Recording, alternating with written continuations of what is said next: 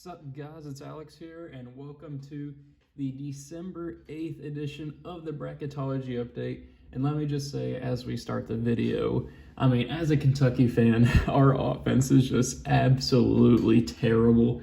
I can't defend it. I know I've been getting a lot of comments on the previous Bracketology videos about how awful Kentucky's been, and you're right. We don't really, as you can see, we're a 9 seed over there in Region 4, but we just look awful. We have 77 turnovers in the last 3 games, which is just absolutely crazy. We do not look like a good team. Hopefully Calipari is able to get this team ready to go by the time March rolls around, but we have a lot of work to do. But anyway, let's go and get into the Bracketology. We did get robbed of a couple really good matchups this past week because of all the COVID protocols with a couple issues with different teams.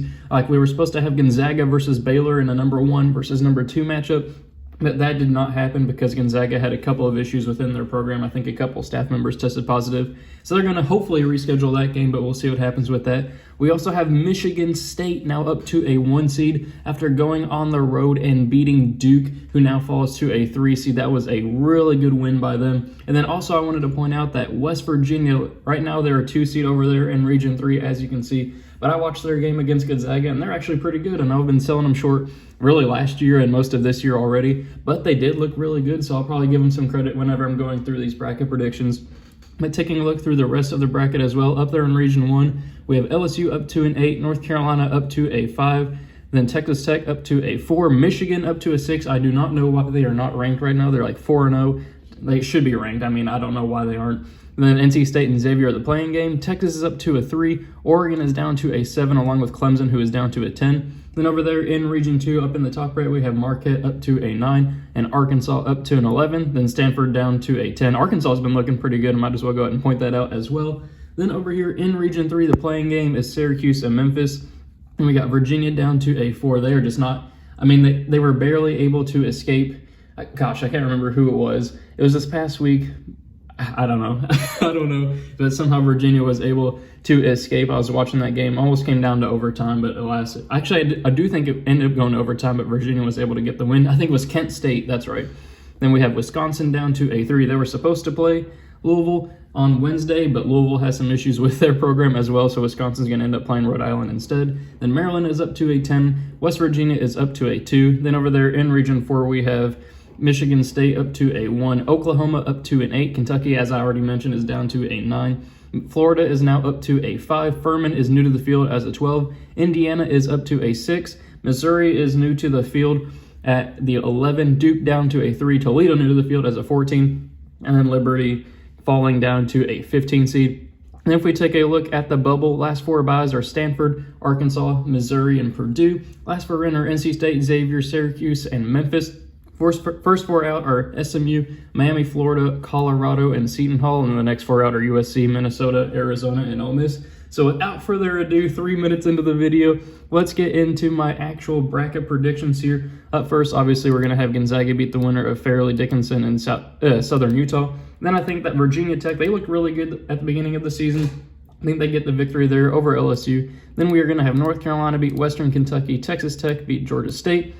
And then we're going to have Michigan beat the winner of NC State and Xavier, which I think would be Xavier. Texas would end up beating Wright State. Texas has been looking really good. Then I'm going to go with an upset pick here and go with Clemson, the 10 seed over number 7 Oregon, and then Iowa over Stephen F. Austin. Then for a spot in the Sweet 16, we are going to go Gonzaga over Virginia Tech. Then we're also going to go Texas Tech here beating North Carolina. Just can't really get behind North Carolina too much this season. But then we are also going to go with Texas here. Texas have been looking really good. Ended up winning that Maui Invitational over North Carolina. And we're going to go with Luka Garza and Iowa moving on there past Clemson. Then for a spot in the Elite 8, we are going to go with Gonzaga beating Texas Tech and Iowa Iowa beating Texas with Luka Garza. And then for a spot in the Final 4, we are going to go with Gonzaga. I was tempted to go with Iowa there, but Gonzaga has just been looking really good, checking off all the boxes and wins versus Kansas and then West Virginia. They've been looking really good. Iowa I probably would have as a Final 4 team in any other region, but they are going up against Gonzaga. So then we'll go over here to Region 2. We're going to have Baylor end up beating the winner of Texas Southern and Norfolk State. Then we're going to have Marquette pulling off the slight upset, the 9 over 8. Florida State is going to end up beating Loyola Chicago. Tennessee would be Vermont, though it's hard to really pick Tennessee right now because, it's December 8th, and Tennessee still hasn't played a single game yet because of all their COVID protocols.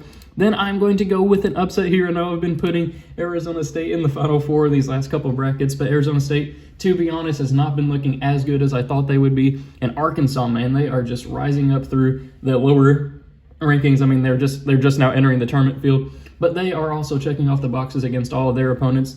They are looking pretty good, and I'm going to go with the 11/6 there. Then we're going to have Illinois move on past Winthrop, Rutgers move on past Stanford, and then we're going to have Houston up to a 2 seed move on past UC Irvine. So then for a spot in the Sweet 16, we are going to have Baylor beat Marquette. Then we're going to have Florida State pulling off the 5/4 upset. That's as far as I can put Tennessee without seeing what kind of team they look like so far. We're going to have Florida State moving on to the Sweet 16. Illinois, I think, will be able to move on there past Arkansas, and then Houston would be able to move on past Rutgers. Then we're going to have Baylor move on past Florida State.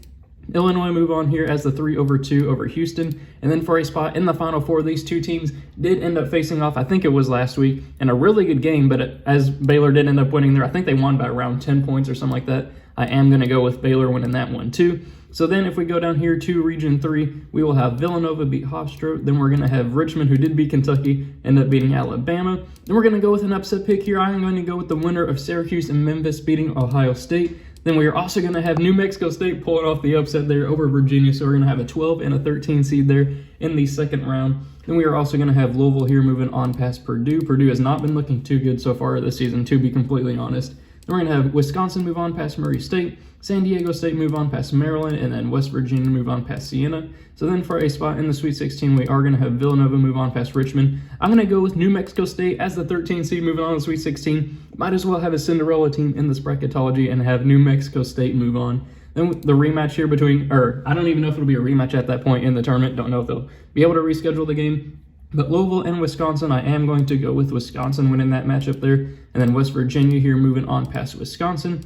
Then West Virginia moving on past San Diego State. There we go.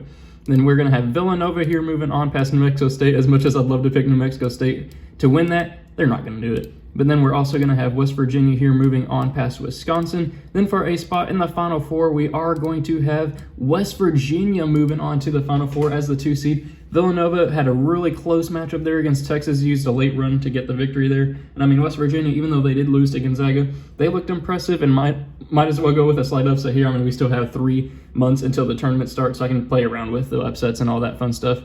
Then if we go over here to the 4th region, we will have Michigan State moving on past Colgate. Kentucky, I think, can get the victory there over Oklahoma. This is probably the best matchup they could possibly have in an 8 or 9, because you guys know I don't like Oklahoma. And then we're going to go with Florida here moving on past Furman.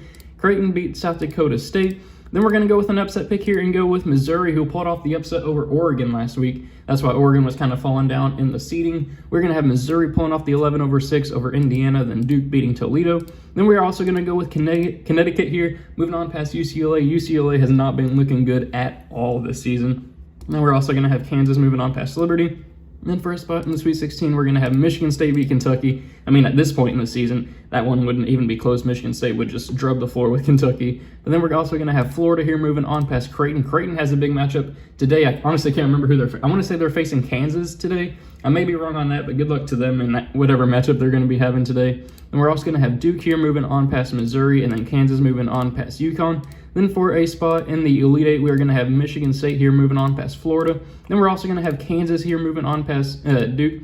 Kansas had a close loss to Gonzaga, had a close victory over Kentucky, and now that sets up Michigan State and Kansas, 2 teams who usually face off in the Champions Classic, for a spot in the Final Four, and I am going to go with Kansas. I know Michigan State is the #1 seed in the region, but I am going to go with Kansas there. Bill Self is doing a great job with that team, and people like Marcus Garrett, Jalen Green, and Chris Brown, I think is how you pronounce his name. They are looking good over the games that I have watched. I think Kansas can move on there to the Final Four. So then here in the Final Four, and if you are watching at this point in the video, I know it's 9 minutes in, I don't have a ton of run through watch time. If you are watching the video, comment oranges. How about that? I did grapes for the first bracketology that I did. If you are watching right now, comment oranges.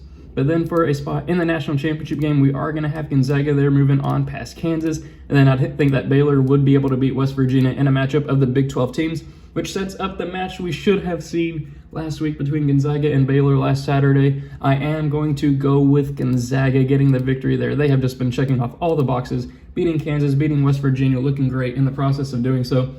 I'm going to have them winning the national championship in this bracketology. So there we have it. Thank you guys for watching. I hope you enjoyed it. Be sure to comment your own predictions and thoughts on this bracketology and my picks. Let me know what you guys think in the comment section below, as I just basically repeating myself at this point. Thank you guys for watching, and I will see you all later.